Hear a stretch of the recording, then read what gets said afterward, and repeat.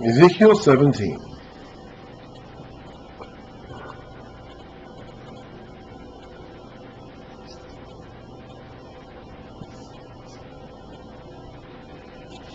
The word of the Lord came to me. So we're going to have another parable or allegory. We just got done with a big one, and now we're going to have another one. Son of man, set forth an allegory, and tell the house of Israel a parable. Say to them, this is what the sovereign Lord says.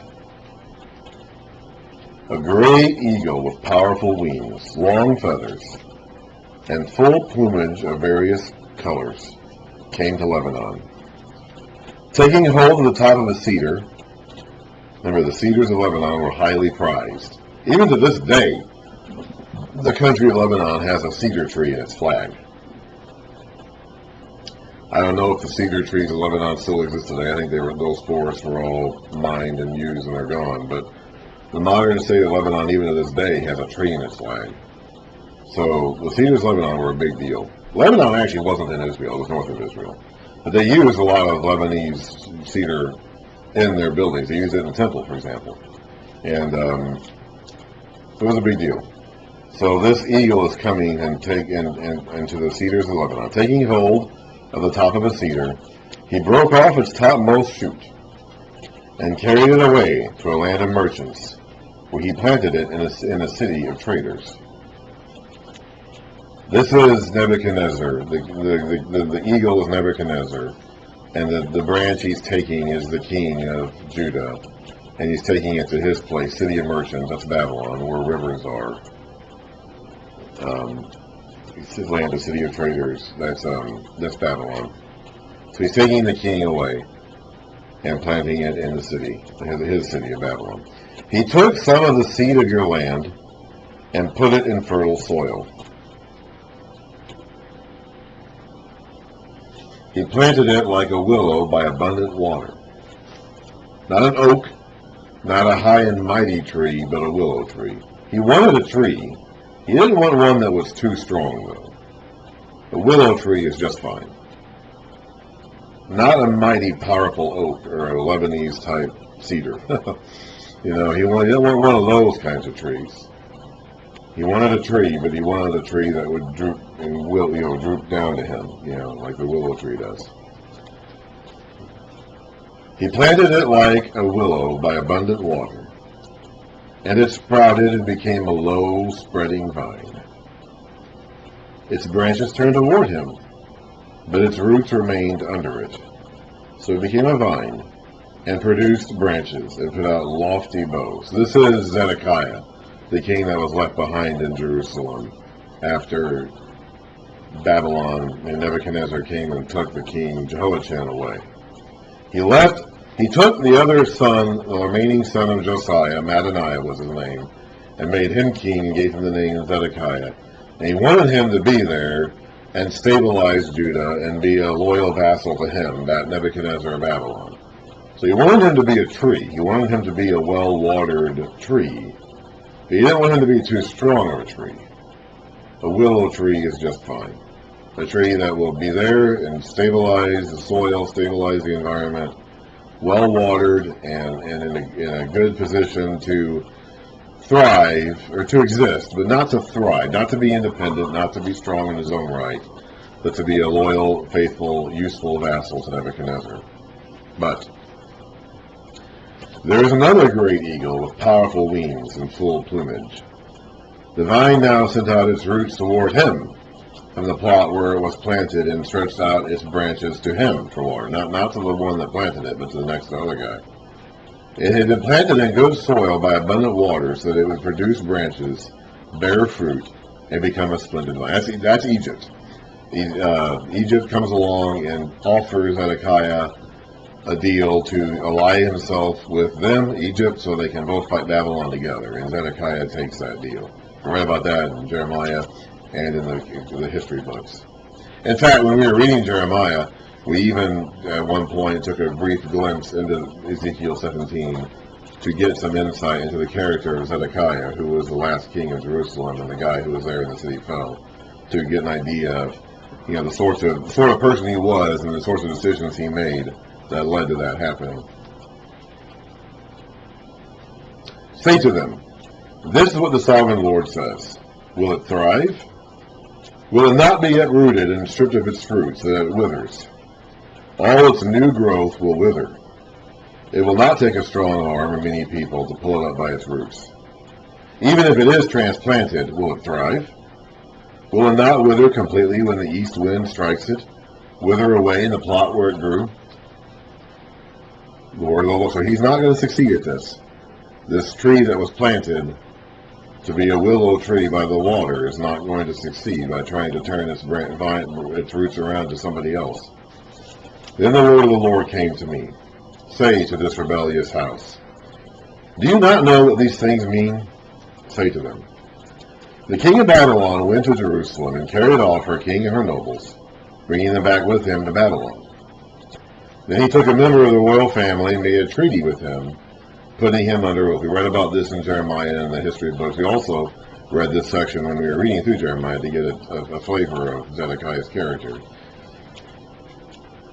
He also carried away the leading men of the land, so that the kingdom would be brought low, unable to rise again, surviving only by keeping his treaty. And God wanted them to do that.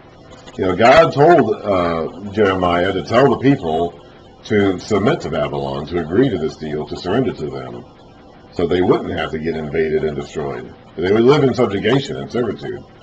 That's true. They didn't want that either, but it's better than being just what happened. Neither outcome was what they wanted. Neither was great, but one was definitely better than the other. But the king rebelled against him by sending his envoys to Egypt to get horses and a large army. Will he succeed? Will he who does such things escape? Will he break the treaty, and yet escape? So Zedekiah apparently made, now we didn't read about this specifically in Jeremiah or the history books, but Zedekiah apparently made an oath in the name of God as he swore allegiance to Nebuchadnezzar. Now I'm sure Nebuchadnezzar made him take that oath, but God took it seriously. Like God considered Zedekiah later breaking this oath to be a big problem. He may have done it under duress. He may have done it without thinking he had much of a choice in the matter. But the fact is, he did apparently make some kind of oath in the name of God to be Zedekiah's servant, and God bound him to that oath. God considered that to be a valid oath. And we read before that it's better to not make an oath at all than to make an oath and then break it. Make an oath and then keep. Make an oath in the name of God and then break it. That's one of the absolute worst things you could do. That's actually what it means to take the name of the Lord in vain. When we read the commandments and said, you shall not take the name of the Lord in vain, we think of it today as not saying like a curse word with God's name in it.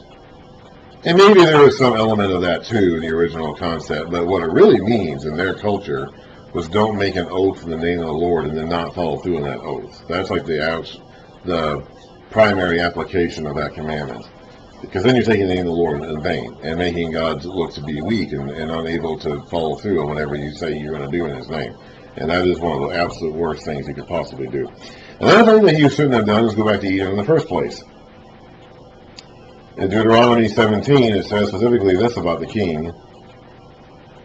After you get to the king, Deuteronomy 17, verse 16, the king, moreover, must not acquire great numbers of horses for himself, or make the people return to Egypt to get more of them, for the Lord has told you, you are not to go back that way again. He must not take many wives, or something like that. So they weren't supposed to go back to Egypt.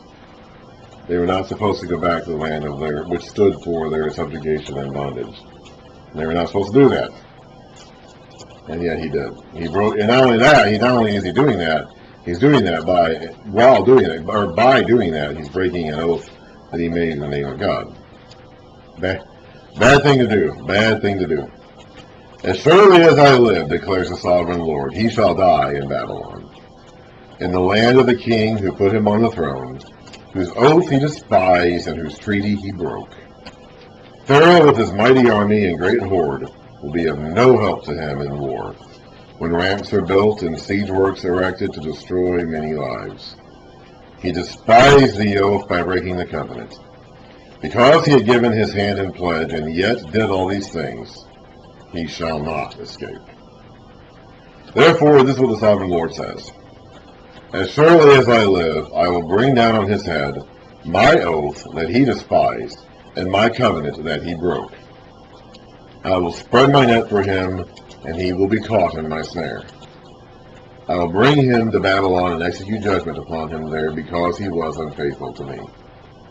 All his fleeing troops will fall by the sword, and the survivors will be scattered to the winds. Then you will know that I, the Lord, have spoken. This is what the sovereign Lord says.